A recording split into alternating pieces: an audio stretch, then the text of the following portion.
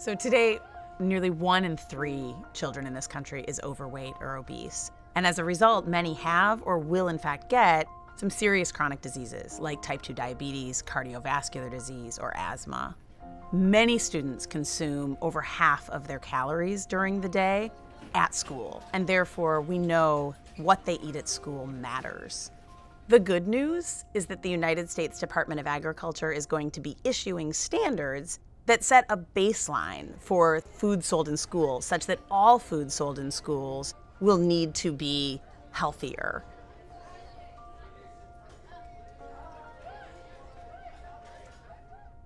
The HIA looked at the central question in this rule, which is how does the sale of snack food and beverages affect kids' diets while they're at school, and how will this rule change that?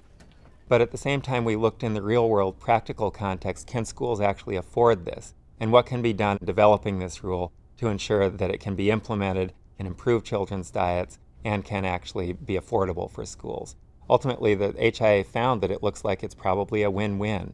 Implementing these rules is likely to either have no major effect on schools' revenue or even increase revenues in many cases.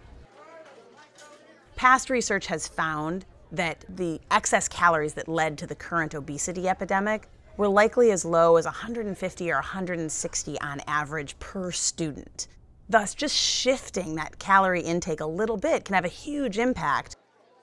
By limiting the less healthy foods that are available to kids throughout the day, kids tend to choose more healthy, more balanced school meals. So in cases where districts served healthier foods in vending and a la carte in school stores, they were actually able to maintain and even increase revenues in the schools.